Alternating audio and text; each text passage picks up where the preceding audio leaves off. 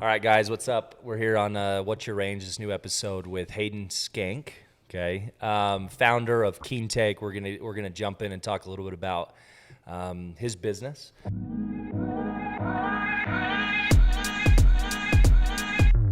But more importantly, how we start every podcast is how did you get into the game of golf?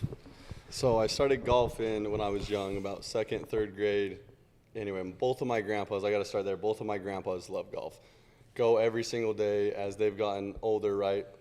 They've been doing it 20 years just of knowing me. And my dad's dad goes, and they do 18 a day. Every day. There you go.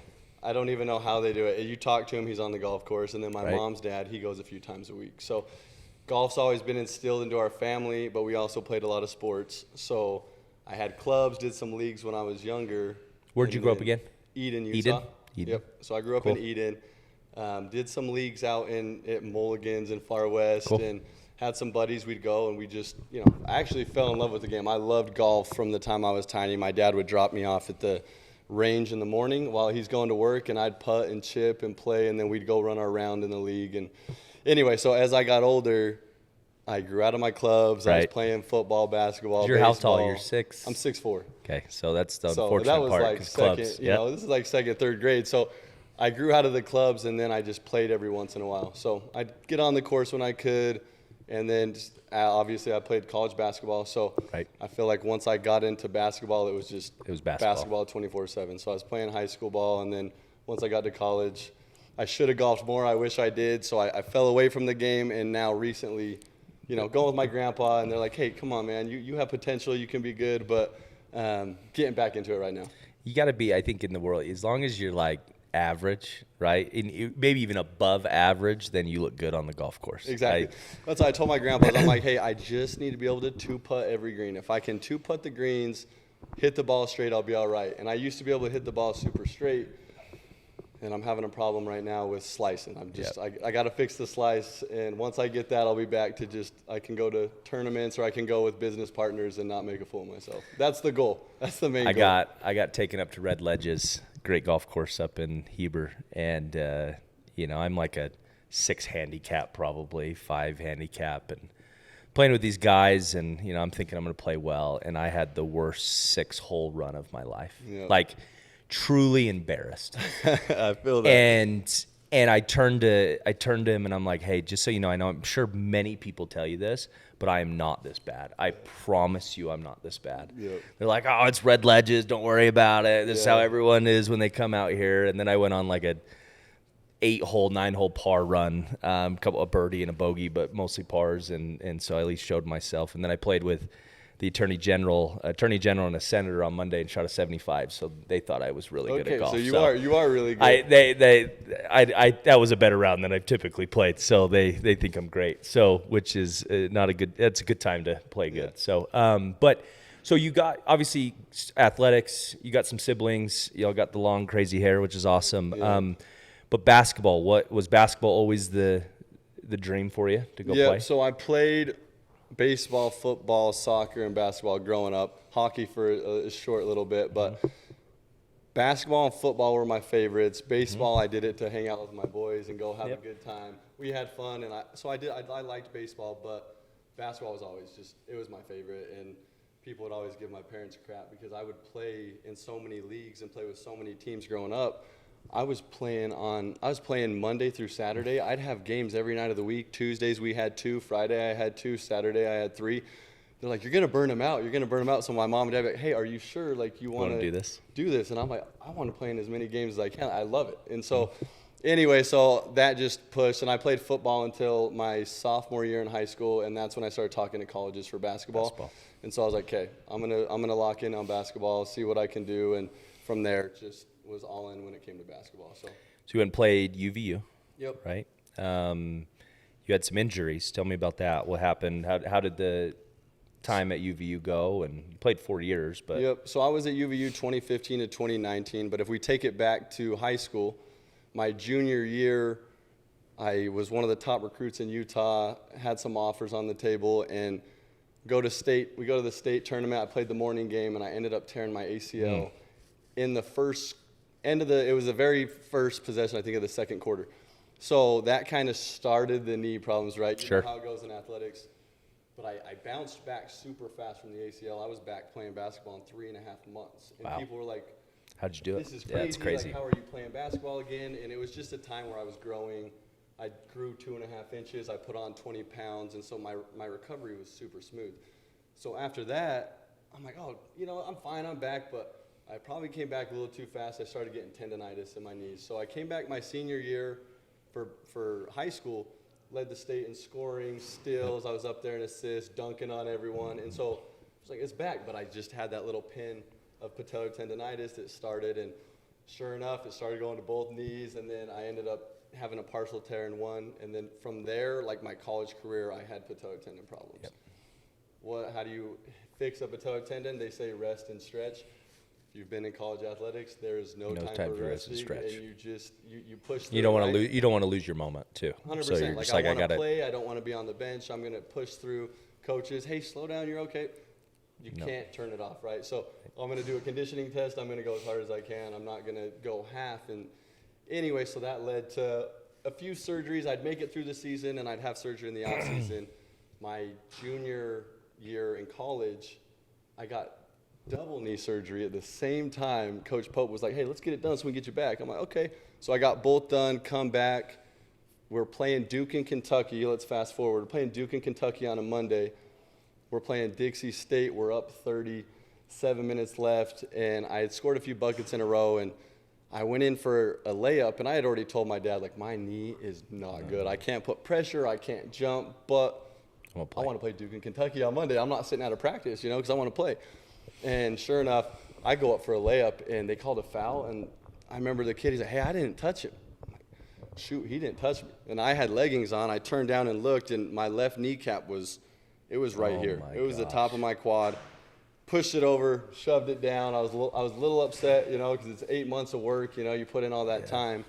And sure enough, Coach Pope called me into his office. He said, hey, like, you're a senior. You're getting your MBA right now. I was getting my master's. He's like, are you coming back? Dude, I'm not going out like that. I was like, I'm not going out like that, so I'm going to work my butt off. They say 15 months, but I'll be back in 10 so I can play my senior year. Right. And sure enough, I did that. He said, okay, let's go. Put in the work, and we'll see what happens. And so I put in the work, and I had a screw in there that was messing around, and it was cutting me up inside, but I was able to play my senior year. Coaching staff was great with working with me once that screw in my knee got dislodged because it was just cutting me up. That's so insane. I was just playing through that my senior year. Anyway, but I met a lot of people. I've made relationships that'll last a long time. And at the end of the day, you travel in the nation playing college basketball. There's nothing better. You're going around, you're seeing new places, and you're just – my senior year, I sat back and I just soaked it all in. At that point, once you have that many surgeries, you're not going pro. You're not going to the NBA. You're just, hey, let's enjoy the ride. Let's embrace the moment with my guys, have fun, create memories. And so that's what we did. And so – that was kind of my journey at UVU. How'd you like playing for Coach Pope? Coach Pope he's the man. He brought me over, and it was tough at first. I had injuries, and injuries are tough for any coach, But at the end of the day, he made me, looking back now, building a company. And his two-a-days when he first started they're no joke. You're on the court for 6 hours. You're getting after it, right? And for me, I'm the guy that can't turn it off, so I'm going as hard as I can all the time. So he was hard on me at times, and I was hurt, and I was working through things. And looking back now and applying all the bumps and the road and the path and the journey, applying it to business, it taught me so much. Like you go back after 6 weeks of two-a-days in a master's program and doing all of that, it's tough. And you take it to the business world, you take that same type of grind and motivation and discipline, and you apply it to business, and it's crazy. My partner at first when we started, he's like, dude, you're crazy when we started work. Like, why? He's like, because you go to the gym at 5, you're here, and then you're back, and it's nighttime. Like, what's going on? And I'm like, this is fun. Like, we're building, and now we're building something that we believe in. And in college, we're building that for my team, and we want to be something special. But it's wear and tear on your body too, right? But you take everything that you learn from college, my whole coaching staff, like Cody Feeger, Eric Daniels, Chris Burgess, those dudes, Bobby Hordusky, who was our ops, those guys are lifelong friends. I talk to Burge all the time. He just got a job. Bobby's going back. Bobby just got a job. I just talked to him last week, awesome. and They've been so cool, and I'm so glad that I had a good relationship with my staff. As I talked to Burge at Utah, I talked to Daniels at Weber State, Feger still with Pope, go to BYU games, take partners over there now, and so yeah, it was tough, and it's hard, and it's a grind. But the things that you bring out, that it just makes you realize the grind. You appreciate the grind, right. And you see how if you grind and you work hard, good things are going to happen. Well, you can excel. I think I think college athletes, especially in that level, knowing Coach Pope. I got to sit down with him about a couple months ago, and we were trying to get to the point. I was trying to help with some of the collective stuff that they're doing, but he would not talk to me until I told my entire life story. He's like, 100%. I don't want to hear it. Like, tell me.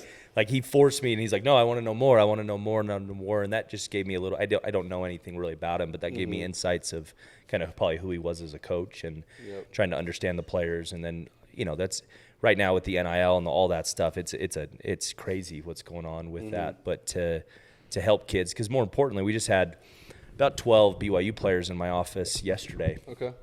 And the hard thing is the stats aren't large, all of them going to the NFL. That's not going to happen. Like, there's been a couple, all BYU, but it's understanding in the moment that you got to work hard and put your best effort on the field, but you've got to see the opportunities to set yourself up for the future. And I think the NIL, the paying, is making players have to think about that a little bit more. I don't know if they know how to do it, but so much of it is the network that you can build and what you can give when you're wearing the jersey or you're in the platform, you're playing against Duke or whatever that is making sure you're taking advantage of that opportunity. One is knowing of the network, but two, of the work ethic of what it takes to become successful. I think that, for me, coming from a small town, little old Blanding, Utah, my mission, I served an LDS mission in California, and I got to serve under Coach Larry Gelwick's, which the Forever Strong movie, they have a Hollywood film about him. He, 400 and something wins, 10 losses.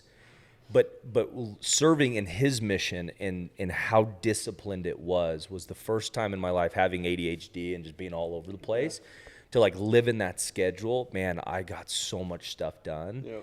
And so as I came back in the world, probably like you did getting at athletics, I was like, oh, wow, if I just do 75% what I did there, I'm going to dominate in the world of business, right? And so I'm sure doing MBA or the MBA you're having to do, the UVU, all of those all together puts you in a place where you get done. So you leave basketball, right? Basketball's done. How'd you transition into Keen Tech? What led you to start to build this company and get there? So I finished up in, it was 2019.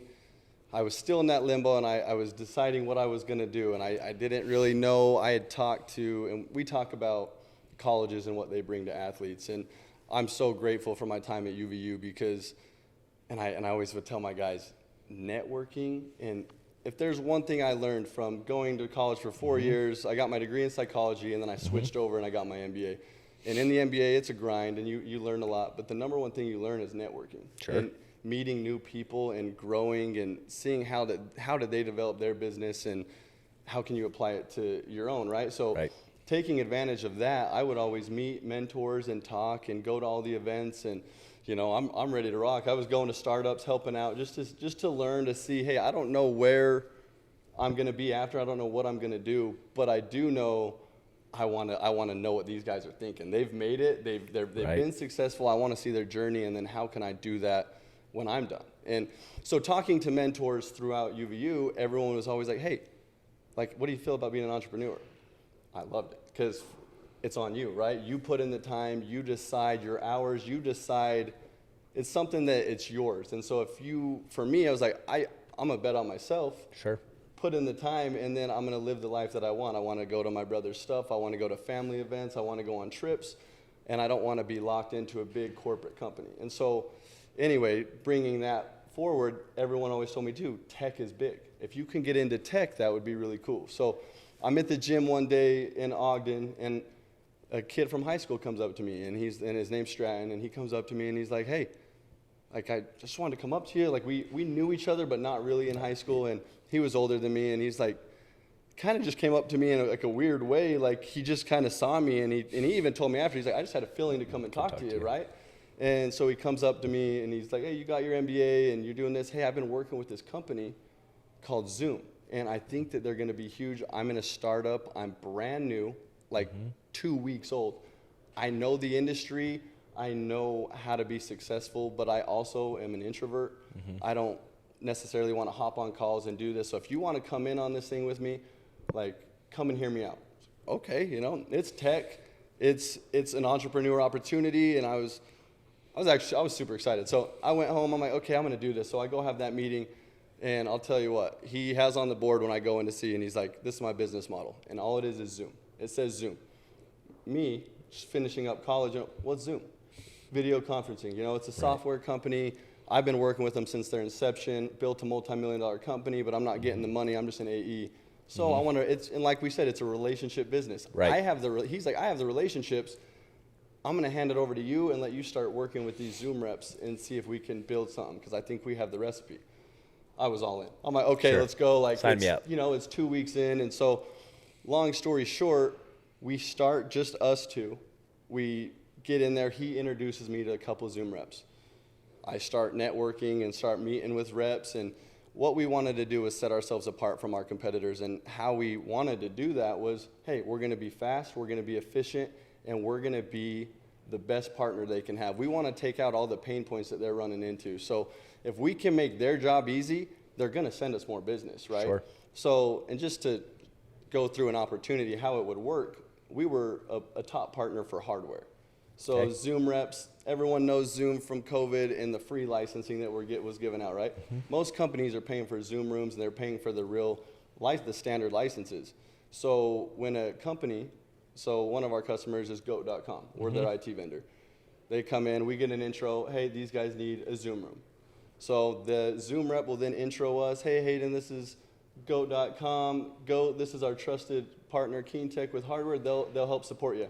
From there, we hop on a call with our engineers. We design their space. We go and we make it a really cool experience for them. We make their rooms and conference rooms really cool. We'll sell it to them. We'll implement. We'll do all the integration on the back end. We'll do the install, whatever they want. We'll work with the Zoom reps, however. So that's how we started. Cool. And so building that brand, we offered free support, and everyone's like, you guys are crazy. You're offering free support. We're like, hey, we want to be the best partner we can be to Zoom.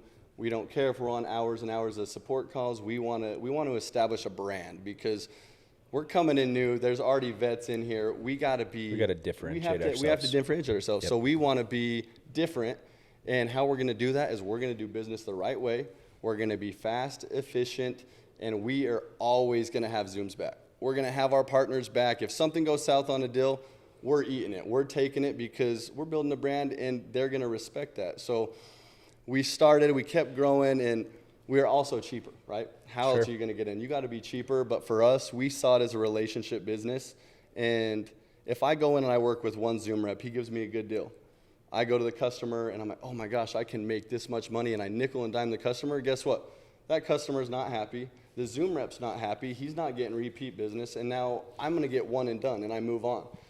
Where we were super transactional, we're like, hey, it's the golden goose philosophy. It's what my partner called it. And we're going to go to the Zoom rep. They're our golden goose. We're going to take care of them, do business right, give them the best deals. If they got to, we've had deals where my partner, when we started, he made $10 on a deal. Mm-hmm. And I'm like, I remember even me, I'm like, hey. What are we doing? What are you doing? He's like, listen, I just made $10, but I won that deal for him. And guess what? That Zoom rep is going to give me all their business. 100%. And it happened. Now, Lori, she's one of my main reps. Mm-hmm. She's been working with us for 3.5 years now. 100% of her deals, they're running through us because we've always taken care of her. Some deals we won't make money, but then some we will. They're going to pass along all their business. So anyway, we grew that side of the business. We grew our team. And for me, it was super easy. I love people. I love meeting people. And so I would hop on calls, and I could talk my team up. But I got a superstar team behind me that's going to back it. I got engineers that have been in the industry for 30 plus years. I've got the top dogs in the industry that work for me. And how I put it to the reps is basically kind of in sports too. You can talk a big talk, but what are you going to do when the lights come on, right? And so for me, when I'm hopping on talking to teams, it was, hey, I can say how good we are, I just want to work with you. I think we'd be a good fit. We're fast, we're efficient. Give us a shot. Give me a small deal, and then you'll see how fast we are.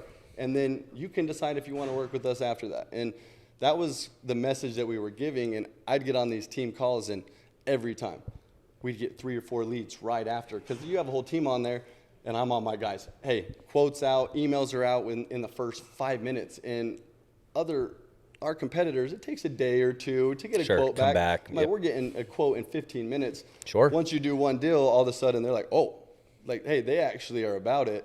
Then, hey, let me introduce you to this team lead, and let me introduce you to this team lead. And so we organically grew our Zoom reps that we were working with. And so that built us to be one of the top preferred partners for hardware when it comes to Zoom. And then in the last 10 months, we've transitioned to a full-fledged IT hardware and software company, because we did so good with Zoom on, hey, we're giving support, we're doing all this.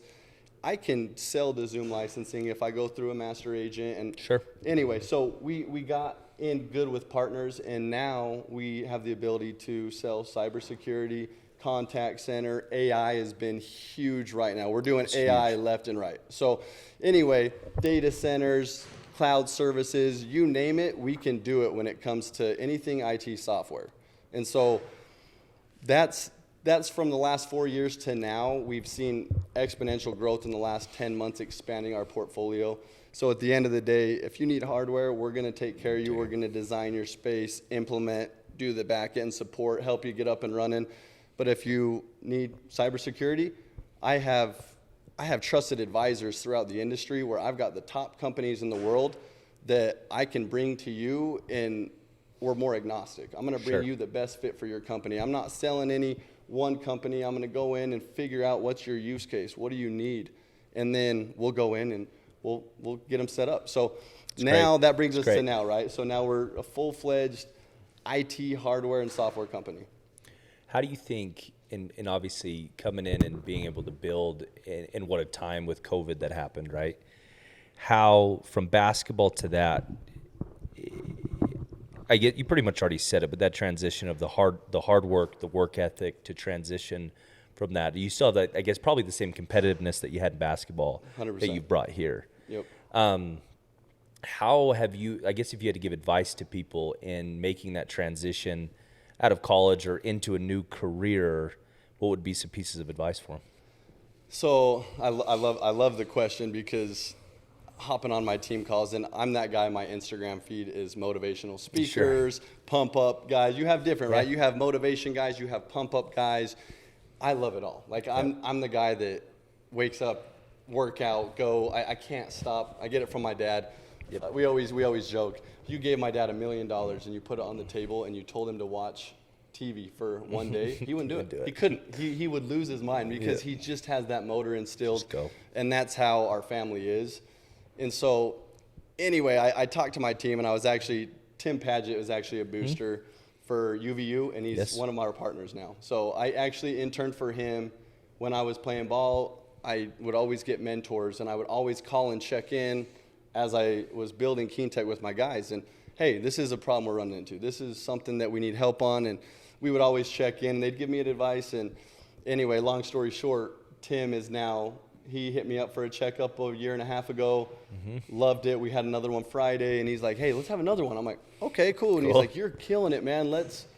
I think I want to go part-time with you. And I'm like, for me, it was awesome, because I looked up to Tim. I looked up to all the guys that I was, they were my mentors. And so when he did that, it meant a lot to me. And I'm like, yeah, let's do it, man. And after 1 week, I want to go full time. Like, I love what you were doing. I want to be a part of the team. And so he's been an awesome piece in building out the software side and building and expanding our company. But talking to my guys, and I was talking to Tim yesterday, I was talking to Stratton yesterday, the number one thing that I feel like that you learn from college sports is, you learn how to grind and you learn how to work hard. And I told my team last week, motivation, everyone gets motivated. And I've watched some awesome videos where it's like, oh, I'm motivated, I'm gonna kick butt. But what, you're motivated for a week? You're motivated for a month? Motivation is awesome. And when you're motivated, you go so much harder. But the key to being successful in business and being successful in sports and in life and anything you do, it's discipline. Sure. Because what do you do when you don't want to wake up? When that alarm goes off, what do you do when you don't want to? It's got to be instilled in you that there's no other option. Like, and I've talked to my guys, I'm like, hey, I never had the option, because if I'm late for a workout in college, You're done. I'm done. And if I'm late once, my team is running for 2 hours in front of me and I feel awful. But if I do it twice, I'm done. I'm not playing college basketball anymore.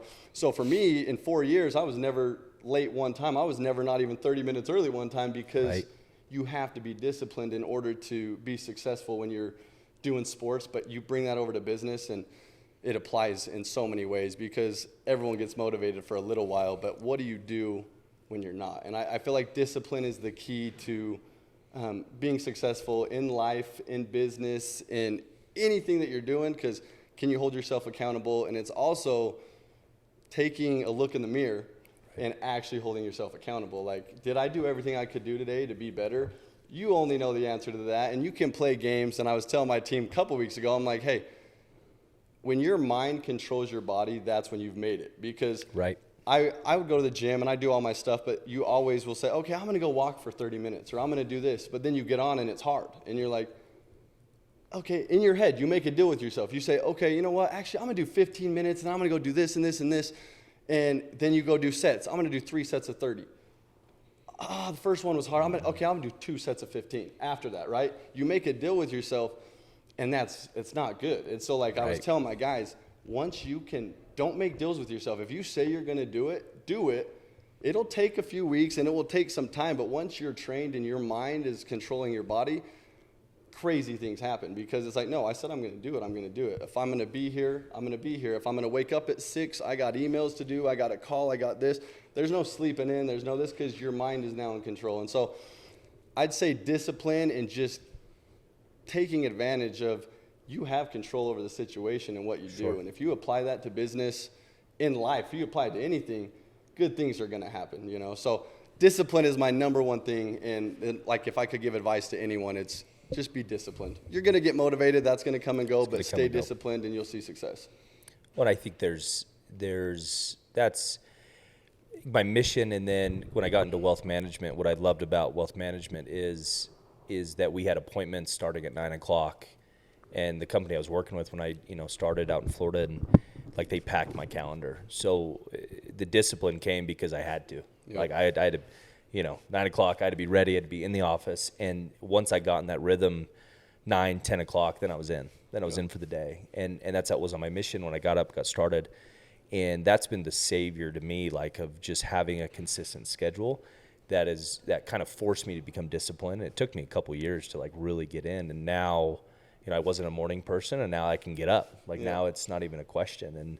And now I can, I think when you're disciplined and then you find vision and passion, there was a month ago, man, I was running around. I was in multiple states flying around. I looked at my Aurora watch, which tracks my sleep. Like, in 10 days, I'd average 4 hours, 3 hours and 15 minutes a night. That's what I was sleeping. Sounds about right. And I don't know how I did that, but a lot of it was because, one, discipline, but two is just the passion and the vision of the moment. And then this last couple of weeks, I've taken it a lot more slow and slowed down and having those opportunities. But I think when you see opportunity, like you coming out at the gym, some guy comes up to you, is taking advantage of those opportunities. I think I get people come in like, oh, I have this resume, I have all these things. Like, you got a freaking MBA, but still, it was some guy in the gym comes up to you and says, hey, like, this is what I got, right? Mm-hmm. So I think that's the biggest thing for individuals in this valley that has so much networking opportunity,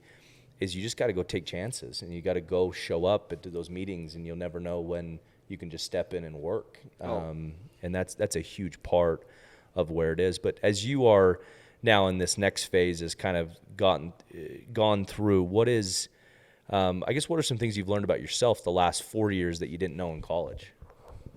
So it's a different, I'll say this, and I feel like a lot of athletes go through this too. Mm-hmm. You've done sports your whole life. It's everything you know. You get out and I feel like athletes go through a little lost stage, and like, you have the passion and the drive, and I feel like finding where you fit is key, because you know you have the key. You have the things you need, right? Like you know you can grind, you know you can get up and do your thing. But if you don't believe what you're doing and you don't have passion and you hit it on the head. And meeting with all the partners that we've gained over the last 4 years, and I have a lot of energy, right? Like Sure. I'm on calls and It's the first thing I knew about you when I met you. It's Right? like, this guy's got energy.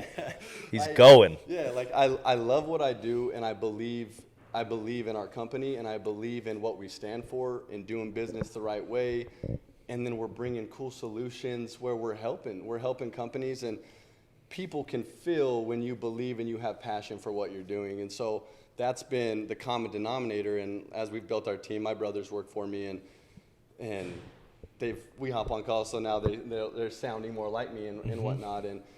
But it's the energy and it's the passion. We'll meet with partners, they fly out to come see us, and they're like, dude, we love your energy, we love how much you love what you're doing, and it makes us want to work with you. We want to work with you because we know you believe in what you're doing, and you're going to give it your all. So I think that's something that I learned is because what do you want to do? I knew tech was something that I wanted to do, and I knew I wanted to be an entrepreneur. So if I would have gone to a corporate company, I don't know if I can bring that same energy and I can bring the same motivation. They wouldn't allow there's it. There's a cap, right? They wouldn't allow it. 100%. The entrepreneur space, the startup space is for those people that have the energy to go do it, because it's hard. You get the bigger the company, the more the structure is, and then the harder. People are just quicker to put you in boxes. Yep. And so I think that's a huge disadvantage for a lot of people with energy. And I'm the same way. I have energy in these moments, and entrepreneurship allows me just to give everything I have to it. And now helping these other companies and brands and strategy and some of the things we're doing, it's a blast. That has been one of the funnest things is just getting the energy out of those other people as you go. No, I think with that too, when you believe in what you're doing and whatnot, it almost feels like I've never had a Sunday night where I got work on Monday and you know the feeling back when you had school and whatnot. I freaking hated it. I got to go to school tomorrow. I got to do this. Hated and you're every kind of moment like of it. that.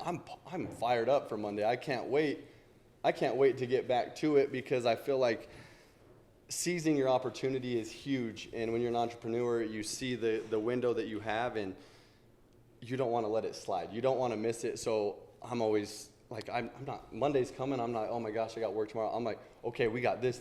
I want to do this week. We're going to attack these companies. We're going to get in with these partners.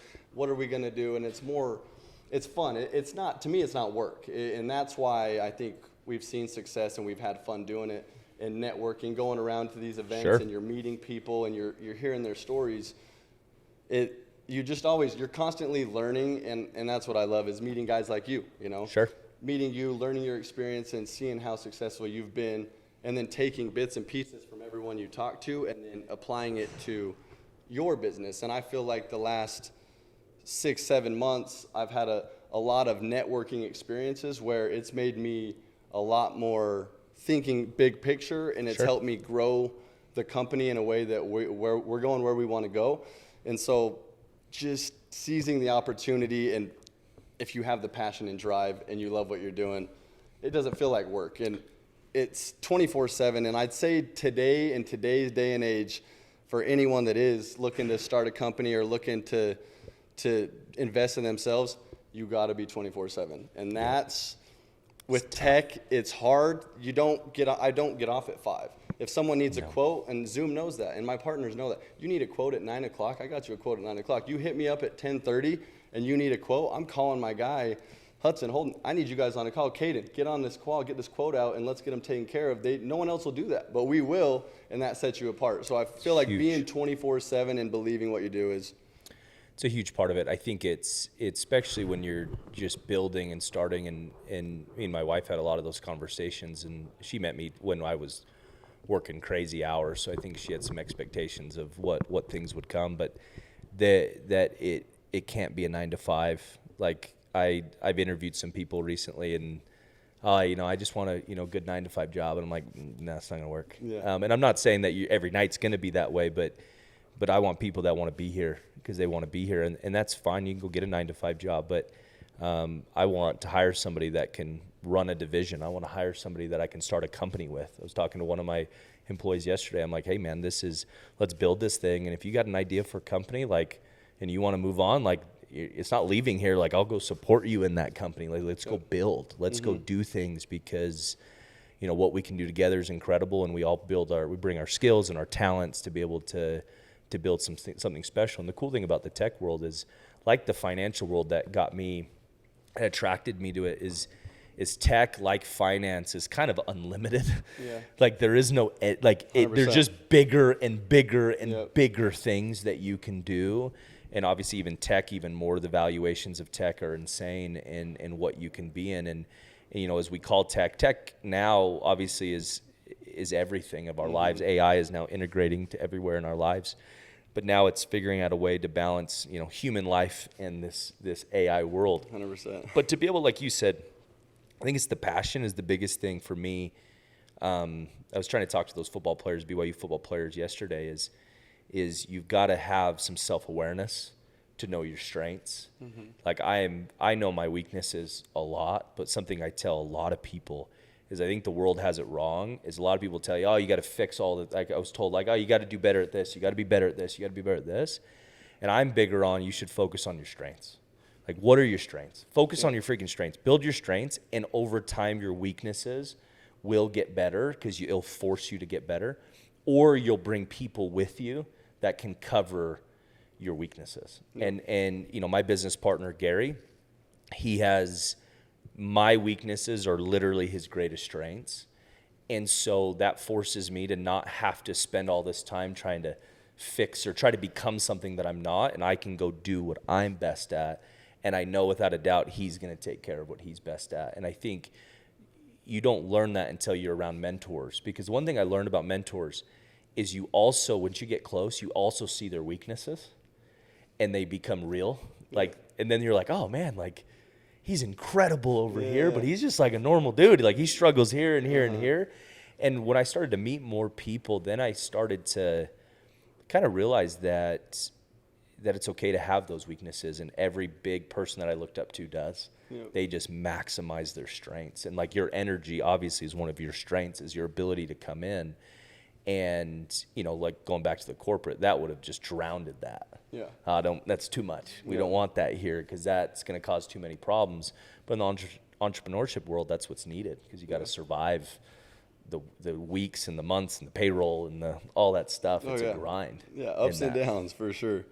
So what does it look like to finish up the next 5 years? Where do you see yourself? Where do you see King Tech? What you're trying to accomplish? What's kind of the vision you got? So obviously, being an entrepreneur, right, you dream super, super big. My goal in the next year, in the next 18 months, I want to be a full-fledged, and I want to do this in Utah. So when we started, right, we're getting leads. We're getting leads into New York. We're getting leads into Palo Alto, back east. We're all over, right?